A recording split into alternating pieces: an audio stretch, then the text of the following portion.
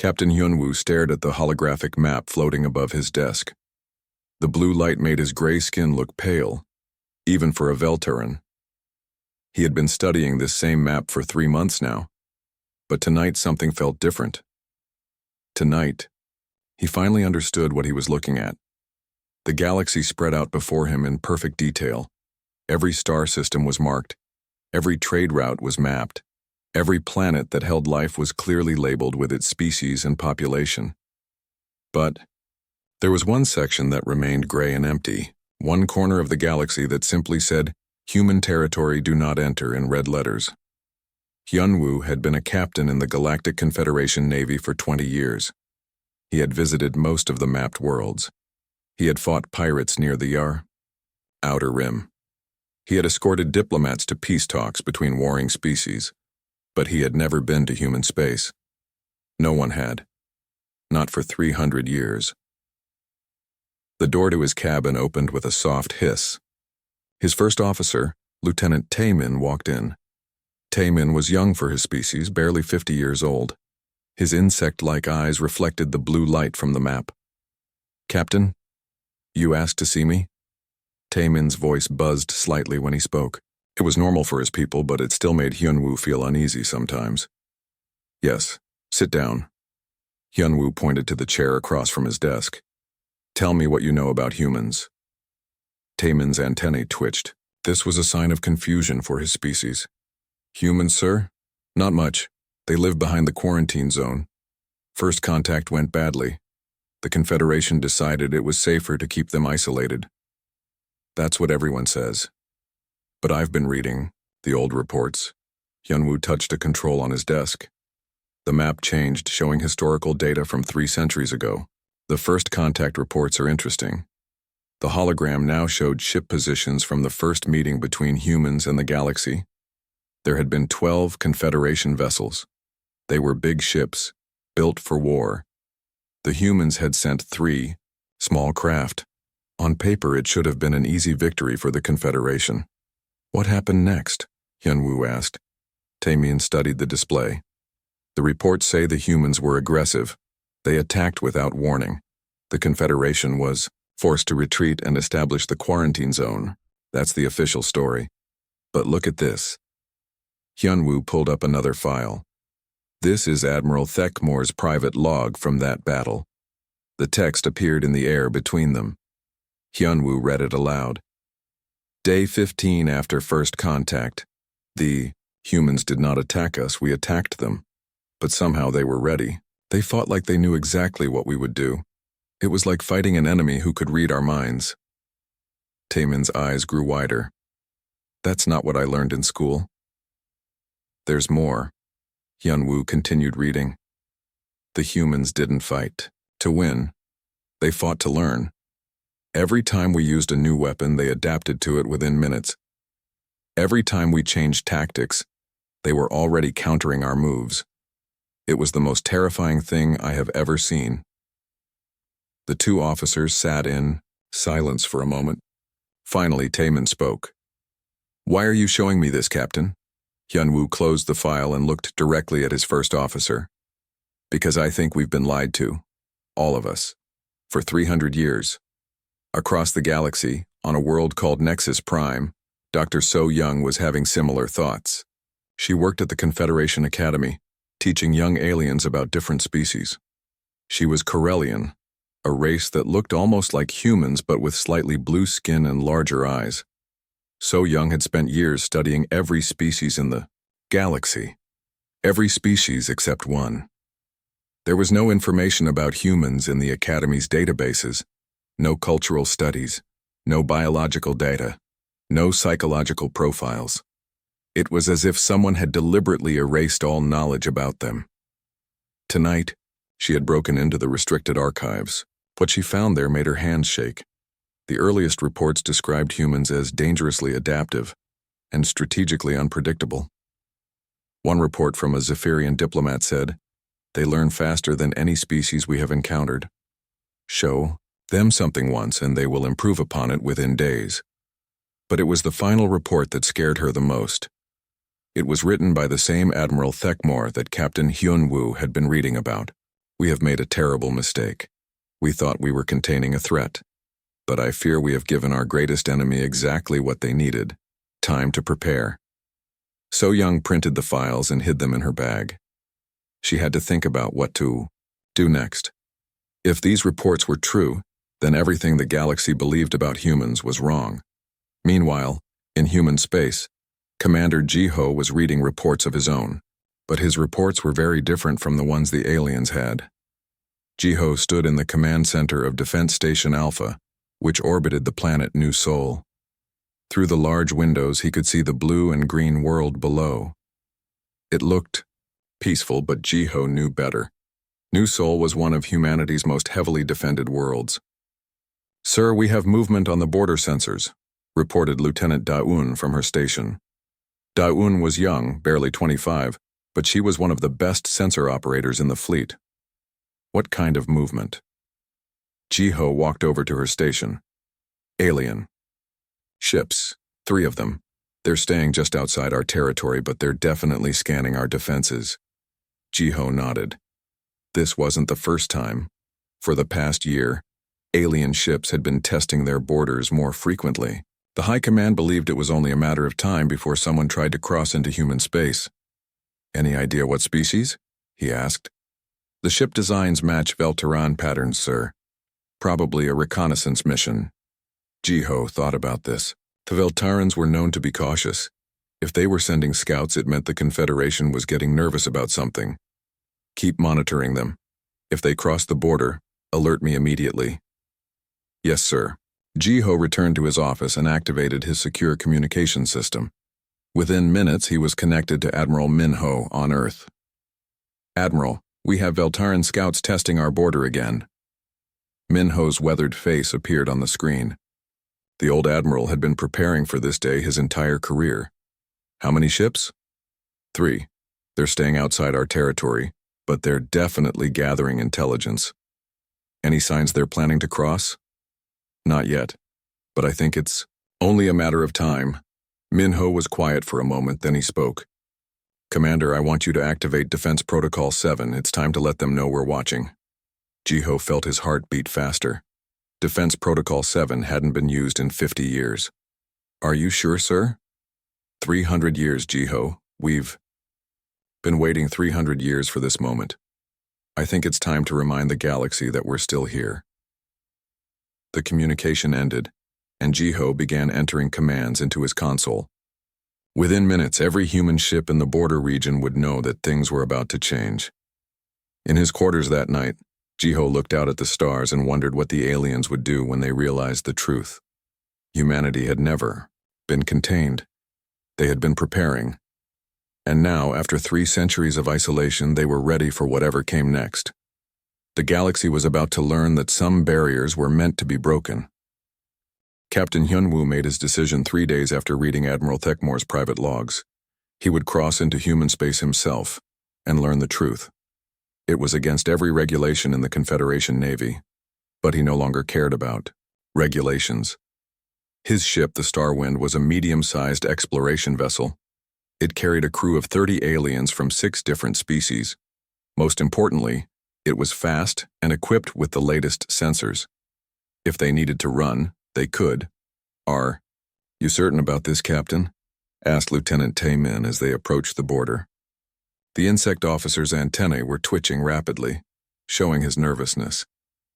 "I'm certain we need to know the truth," Hyunwoo replied. He looked at the navigation display.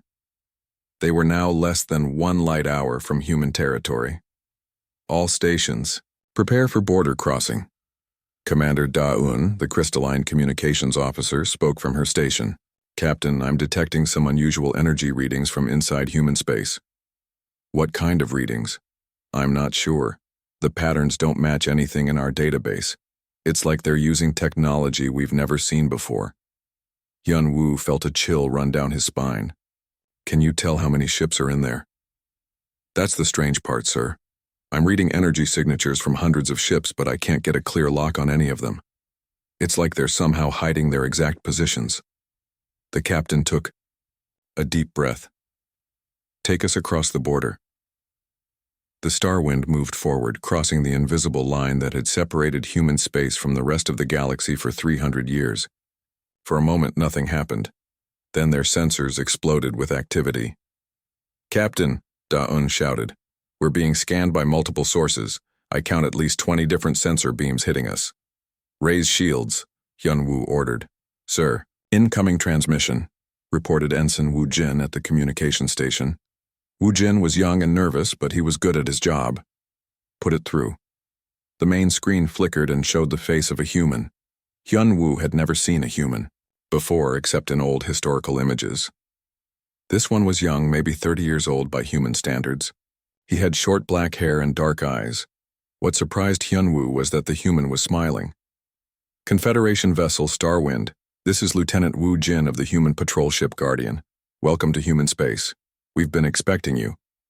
Hyun-Woo stared at the screen. "Expecting us?" "Yes, sir. We've been monitoring your border approaches for several days.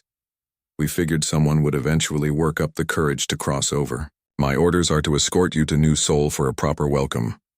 This was not what Hyun-Woo had expected. He had prepared for weapons fire, demands to leave, or at best a cold reception. He had not prepared for a welcome party. "Lieutenant, I should inform you that we are here without authorization from the Confederation.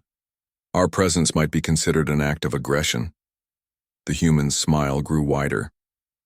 "Captain, if we considered every unauthorized border crossing an act of aggression, we'd be at war with half the galaxy by now. Please follow my ship. There are some people who are very excited to meet you." The Guardian appeared on their sensors, and Hyun-Woo was shocked by what he saw. The human ship was at least twice the size of the Starwind, but it moved with impossible grace. Its hull seemed to shift and change as he watched, like it was made of living metal. "Captain," whispered Taemin, "that ship just appeared out of nowhere. It wasn't there a second ago." "I know." Hyun-Woo was beginning to understand that nothing about this mission would go as planned. "Follow the Guardian, but keep our engines ready for emergency jump." As they flew deeper into human space, the crew of the Starwind saw things that challenged everything they thought they knew about the universe. Massive space stations hung in perfect formation around every planet.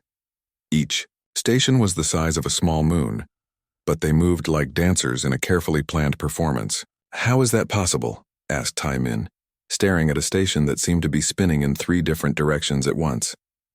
"I don't know," Hyun-Woo admitted. "Da-Un, are you getting any readings on their construction?" The crystalline officer's body flickered with confused colors. "Captain, according to my sensors, those stations are made of materials that shouldn't exist. The molecular structure is too complex. It's like they found a way to build with pure energy." Lieutenant Woo Jin's voice came over the communication system again. "Captain, we'll be arriving at New Seoul in 2 hours. While we travel, would you like a brief overview of some of our local systems? I think your crew might find it interesting." "That would be educational," Hyun-Woo replied carefully. What followed was the most disturbing 2 hours of the captain's life. The human lieutenant calmly described technology that was decades ahead of anything the Confederation possessed. Planetary shields that could stop asteroid impacts. Manufacturing systems that could build a starship in hours instead of months. Terraforming technology that could turn a dead rock into a garden world in just a few years. But it was the casual way the human talked about these achievements that scared Hyun-Woo the most. Lieutenant Woo Jin spoke like these were normal, everyday things. Like every species should be able to do such things. "How long did it take you to develop this technology?" Hyun-Woo finally asked. "Most of it was developed in the last century," Woo Jin replied. "Though we've been working on the theoretical foundation since the quarantine began, we had a lot of time to think." "The quarantine gave you time to advance this far?" "Captain, the quarantine was the best thing that ever happened to humanity. It forced us to become completely self-sufficient. We couldn't trade with other species, so we had to learn to make everything ourselves. We couldn't rely on anyone else for protection, so we had to become stronger. We couldn't ask for help with our problems, so we had to become smarter." Hyun-Woo felt sick. The galaxy had tried to contain humanity by cutting them off from civilization. Instead, they had created something far more dangerous than they had ever imagined. New Seoul appeared on their screens and Hyunwoo's crew fell silent. The planet was beautiful beyond description. Blue oceans, green continents, and white clouds created a perfect sphere of life. But what made it truly impressive were the orbital structures surrounding it. Thousands of ships moved in precise patterns around the planet. Some were military vessels that dwarfed the largest Confederation battleships. Others appeared to be cargo haulers that could carry the entire economy of a small world. And everywhere, construction was happening. New ships being built, new stations being assembled, new wonders being created. How many people live here? Asked Taemin in a whisper. New Seoul has a population of about 50 million, Woo Jin answered cheerfully. It's one of our smaller colonies. Smaller colonies. Hyunwoo closed his eyes and tried to process that information. If this was a small colony, what did their major worlds look like? The Guardian guided them to a docking station that was larger than most Confederation spaceports. As the Starwind settled into its assigned berth, Hyunwoo could see human technicians already preparing to welcome them. Captain, said Lieutenant Woo Jin over the communication system, Admiral Minho will meet with you in 1 hour. In the meantime, my crew will help your people with anything they need. Don't worry about your ship's security. It will be perfectly safe here. The communication ended and Hyunwoo turned to face his crew. They were all staring at him with expressions of fear and confusion. Sir? Asked Daun. What do we do now? Hyunwoo looked out at the bustling human spaceport, where beings who had been hidden from the galaxy for 3 centuries were going about their daily lives with technology that seemed like magic. Now, he said quietly, we learn exactly what we've stumbled into, and we pray that we can get home to warn the Confederation about what's coming. But deep down, Hyunwoo was beginning to suspect that it might already be too late for warnings. Admiral Minho was not what Captain Hyunwoo had expected a human military leader to look like. The man was old, maybe 60 by human standards, with gray hair and kind eyes. He wore a simple uniform with no fancy decorations. When he smiled and offered his hand in greeting, Hyunwoo almost forgot that this was supposed to be one of the galaxy's most dangerous beings. Captain Hyunwoo, welcome to New Seoul. I hope Lieutenant Woo Jin treated you well during your journey. Hyunwoo shook the human's hand carefully. Human skin felt strange, warm and soft, not like the cool, hard skin of his own people. He was very informative. Good. I know this must be overwhelming for you and your crew.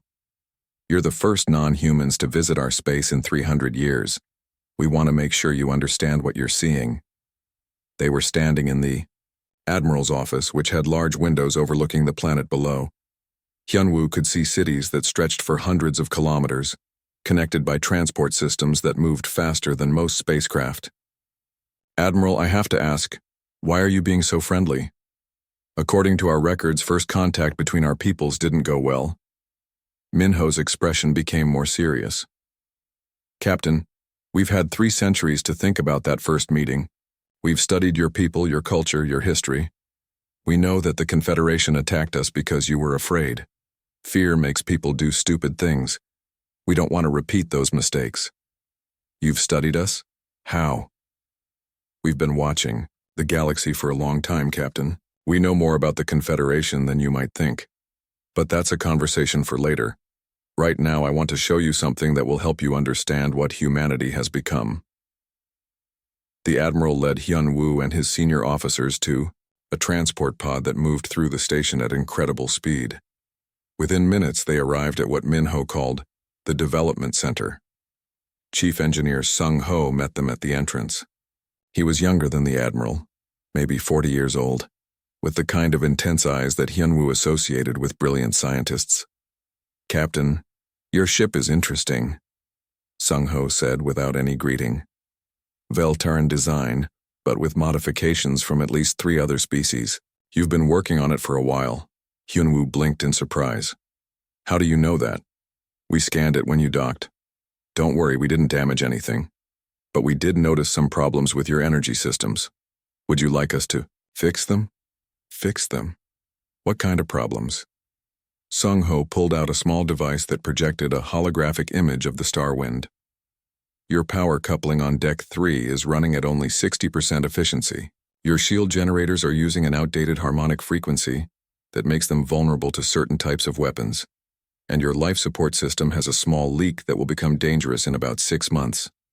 Lieutenant Taemin, who served as the Star Wind's engineer, stared at the hologram. That's impossible. Our sensors don't show any of those problems. Your sensors aren't designed to detect them. Here, let me show you. What followed was the most educational hour of Taemin's life. Sung-ho explained engineering concepts that the Confederation's best scientists were only beginning to understand. He showed them materials that could repair themselves when damaged. He demonstrated energy systems that produced more power than they consumed. He displayed weapons that could adapt to any defense. "How did you develop all this?" Taemin asked, his voice filled with wonder and fear. "Necessity," Sung-ho replied simply. "When you're cut off from the galaxy, you have to solve every problem yourself. We couldn't buy better technology from other species, so we had to invent it. We couldn't rely on anyone else for spare parts, so we learned to make materials that never break. We couldn't ask for help when things went wrong, so we built systems that fix themselves." Admiral Minho nodded. "The quarantine forced us to become completely independent. Every human settlement is a research facility, a manufacturing center, and a military base all at the same time. Every human citizen learns multiple skills and trains for combat. We turned survival into a science." Dr. Hyejin joined them at the next stop on their tour. She was a medical researcher who looked to be about 30 years old, but her eyes held the knowledge of someone much older. "Captain, may I scan you and your crew?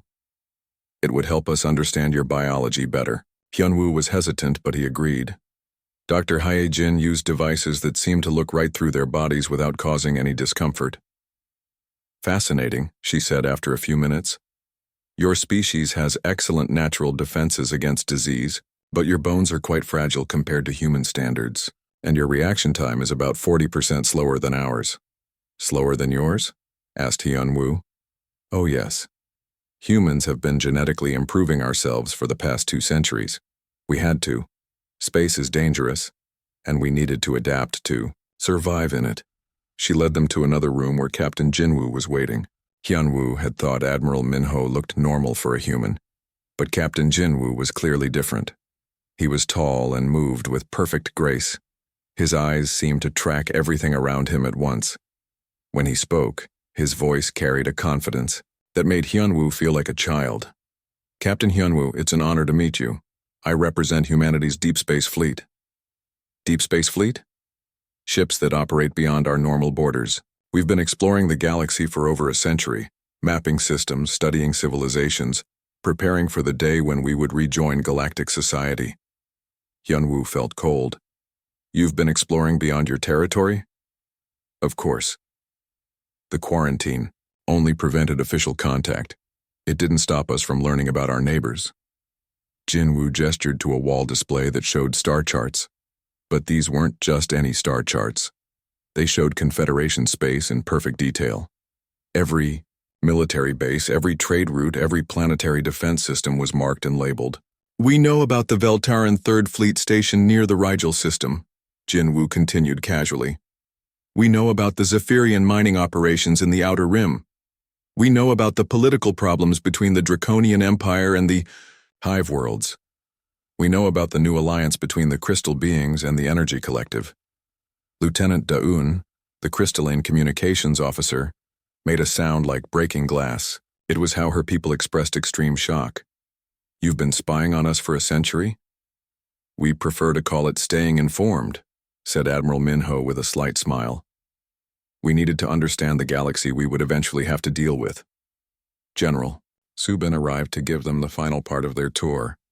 She was a woman who looked to be about 50 years old, but she moved like a trained fighter. Her uniform was different from the others, more practical, designed for combat rather than ceremony. "Captain, let me show you something that will help. You understand humanity's current capabilities." She led them to an observation deck that looked out over a massive military complex. Thousands of ships were visible, from small fighters to enormous vessels that looked like mobile space stations. This is just one of our military centers, Subin explained. We have dozens of facilities like this throughout human space. How many ships do you have? Asked Hyunwoo, though he wasn't sure he wanted to know the answer. More than we need for defense, fewer than we would need for conquest, Subin replied diplomatically. But numbers aren't really what matters.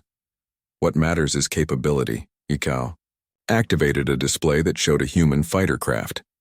It was small, about the same size as a Confederation patrol ship.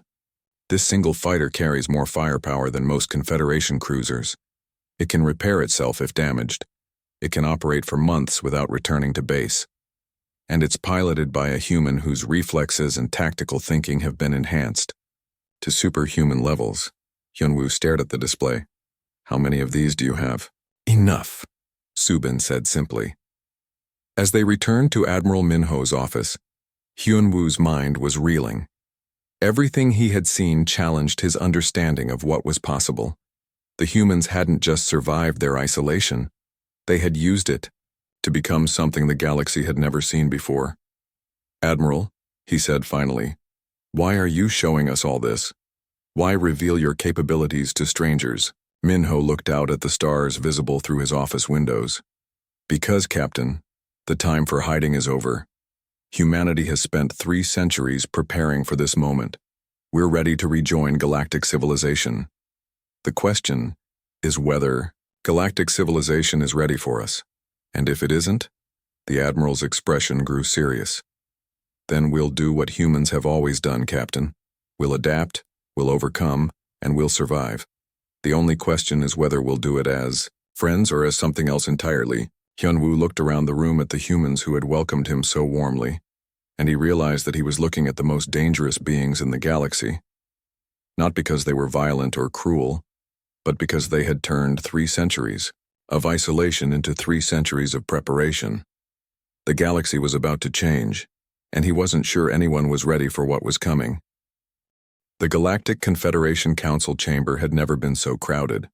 Representatives from all 17 member species filled the massive hall on Nexus Prime, their voices creating a chaos of different languages and sounds. Fear had brought them together faster than any crisis in living memory. Ambassador Kyung-soo stood calmly at the center of it all. He had appeared at the Confederation capital 3 days ago, claiming to represent humanity. No one had seen his ship arrive. No one knew how he had gotten past their security. He had simply walked into the council building and requested a meeting. Supreme Chancellor Velthan of the Draconian Empire slammed his clawed hand on the speaker's podium. This is unacceptable. For 300 years, the quarantine has kept the galaxy safe. Now you tell us that humans have been secretly watching us? That they have technology we cannot understand?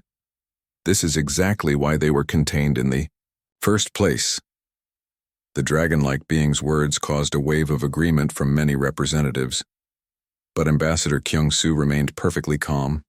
He was a middle-aged human with gray hair and intelligent eyes. When he spoke, his voice carried easily through the enormous chamber.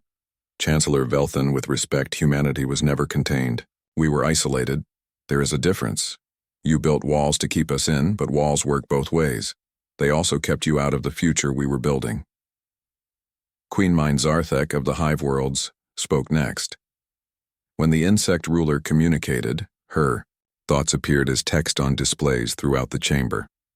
Our calculations show that human technological advancement makes conventional warfare impossible. They have become too powerful for the galaxy to control. We don't want to control anyone, Kyung-soo replied. We want to join you as equals. Equals? The voice belonged to Fleet Admiral Mekthar, the military commander of the Confederation forces. His species was known for their warrior culture, and his scarred face showed the results of many battles. How can we be equals with beings who have been spying on us for a century? How do we know this isn't the beginning of an invasion? Dr. So-young stood up in the observers section.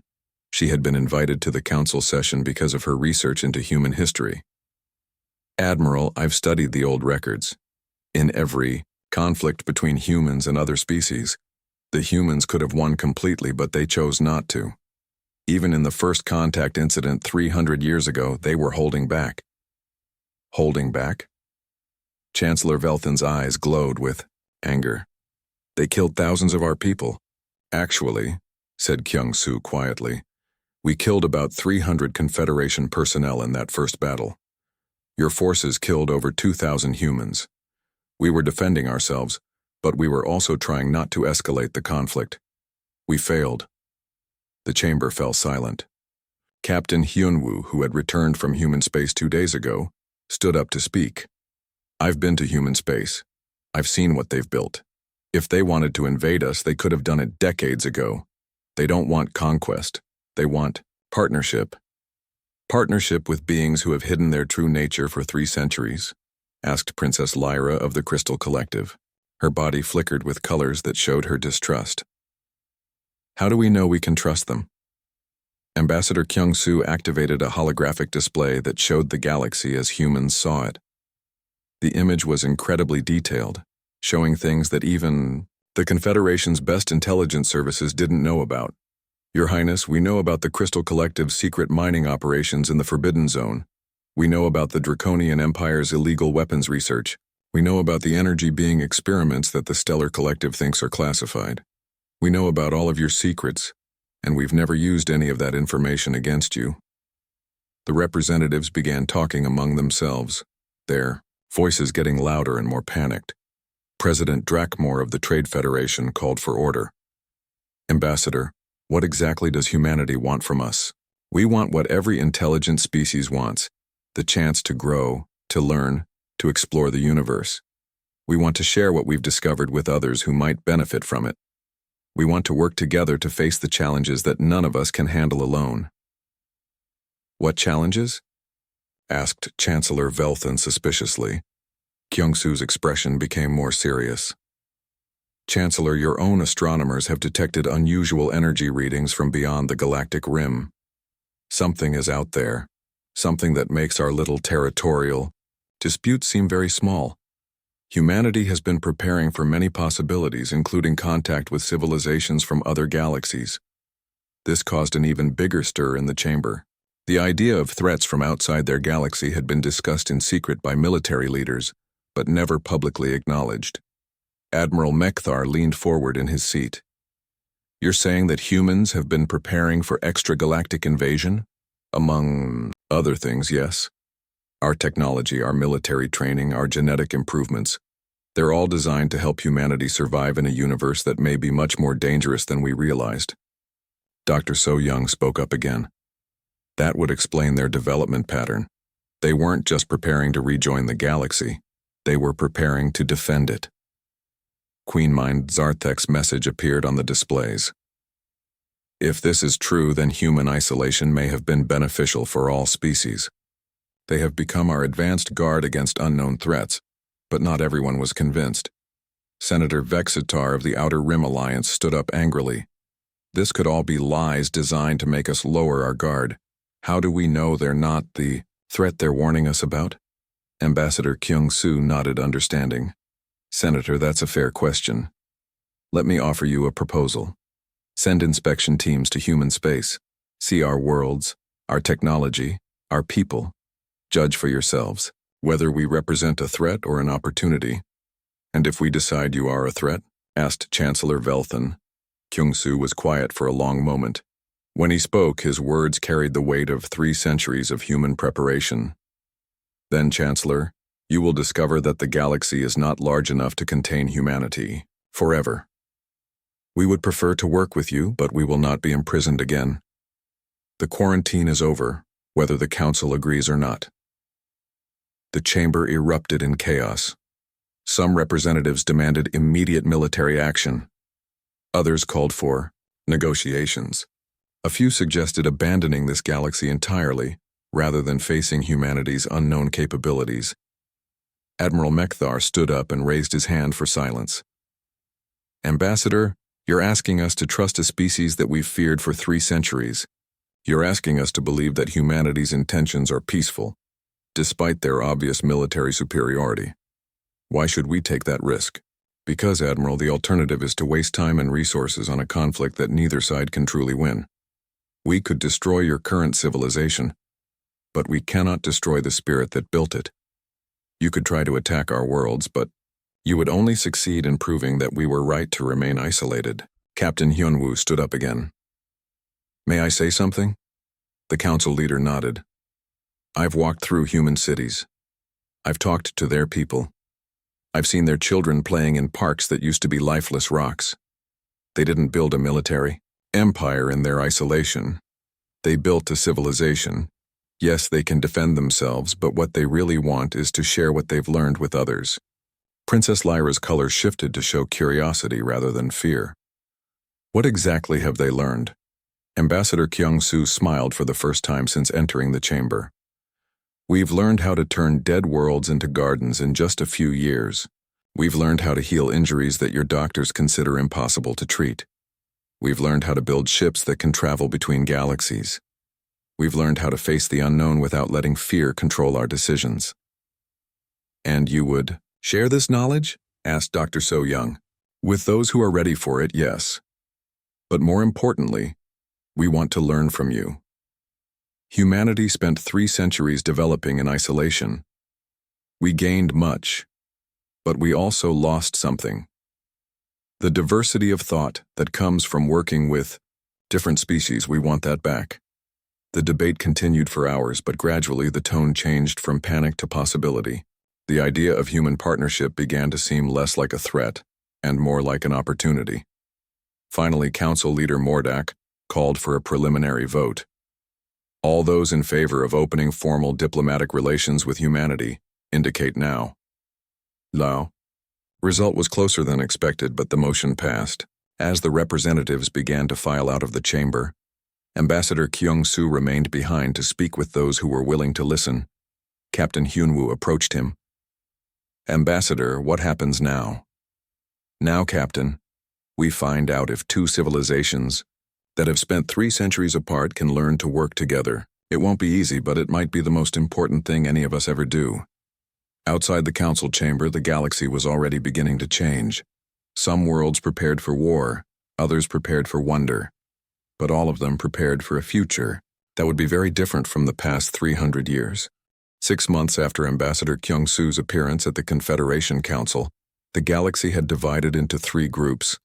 Some species wanted immediate war with humanity. Others pushed for full integration. Most remained undecided, waiting to see which way the political winds would blow. Military strategist Won Young had spent those 6 months running battle simulations in the Confederation's most advanced war computers.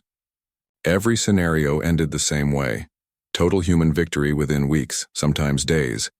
The report he delivered to the Emergency Defense Committee was the most depressing document in military history. Honorable members, Won Young said as he addressed the committee, our analysis is complete. In every possible conflict scenario, humanity achieves decisive victory with minimal losses to themselves. Fleet Admiral Mekthar leaned forward in his chair. Explain. Sir, human ships are faster, more powerful, and more adaptable than anything we possess. Their crews have enhanced reflexes and strategic thinking that makes our best pilots look like beginners. But most importantly, they've been preparing for this exact conflict for 300 years. They know our weaknesses better than we do. Chancellor Velthan's claws scratched against the table. There must be some way to defeat them. Won Young shook his head. Sir, they could defeat our entire combined fleet with less than 10% of their total forces. The computers estimate that a full-scale war would last approximately 18 days. After that, human forces would control every major system in Confederation space. The committee members sat in stunned silence.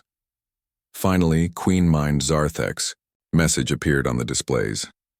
If military action is impossible, what alternatives remain? That question led to the most important diplomatic mission in galactic history. Diplomat Jae Young, who had spent years studying human culture through the few available records, was chosen to lead a delegation to human space. Her mission was simple: find a way for 2 civilizations to coexist without destroying each other. The human response surprised everyone. Instead of meeting in some remote location, they invited the entire delegation to visit Earth itself, humanity's homeworld, which no alien had seen in 3 centuries. Captain Hyunwoo volunteered to pilot the diplomatic ship. He had become something of an expert on human space after his earlier mission, and his crew was the only one with actual experience dealing with humans. The journey to Earth took 2 weeks through human-controlled territory.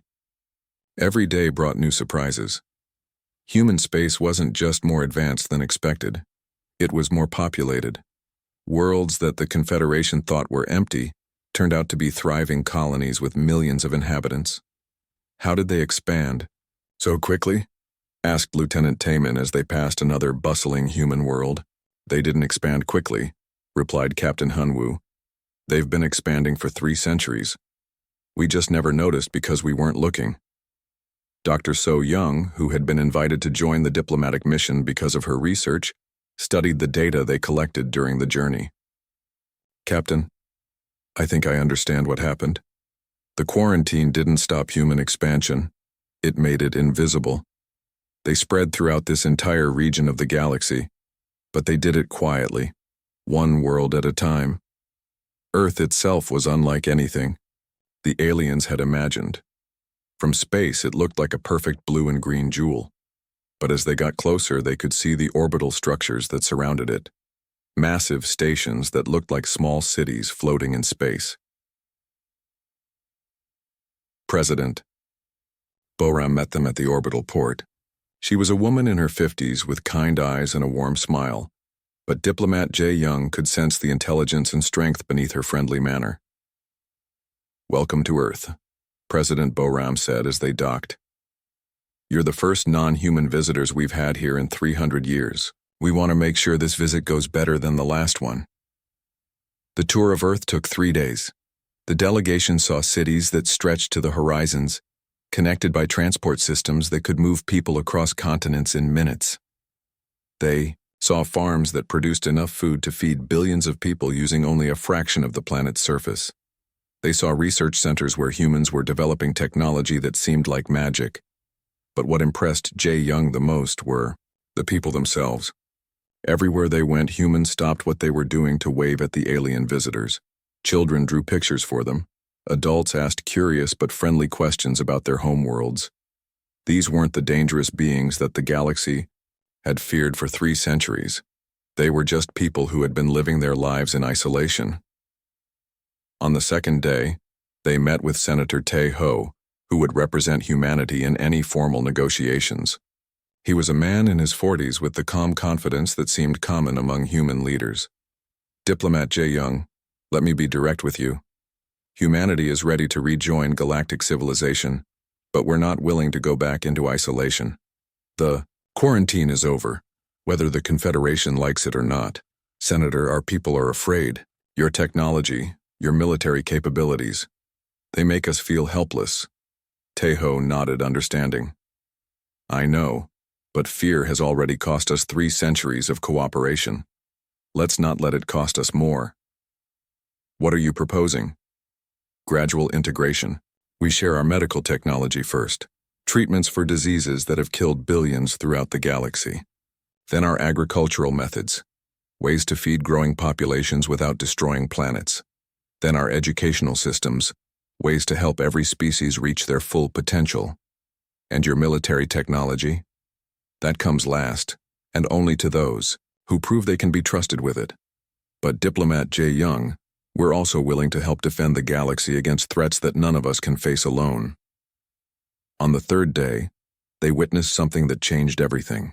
Long-range sensors detected unknown ships approaching from outside the galaxy.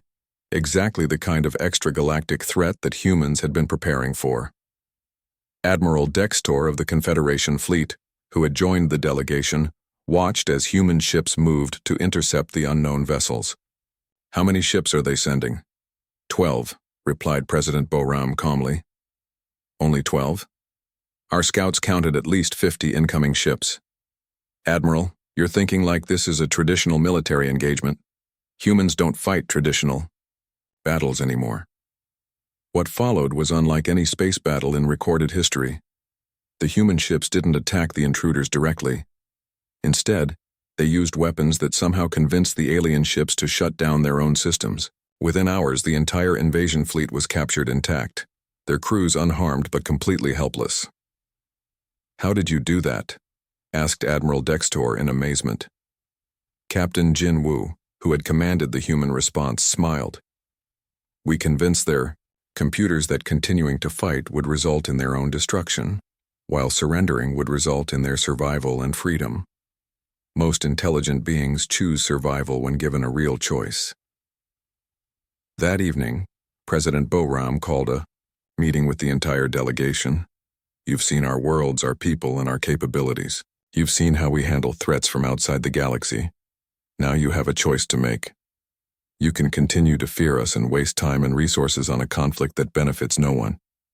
Or you can work with us to build something better than either of our civilizations could create alone. Diplomat Jae Young looked around the room at her fellow delegates. She could see the same realization in their eyes that she felt in her heart.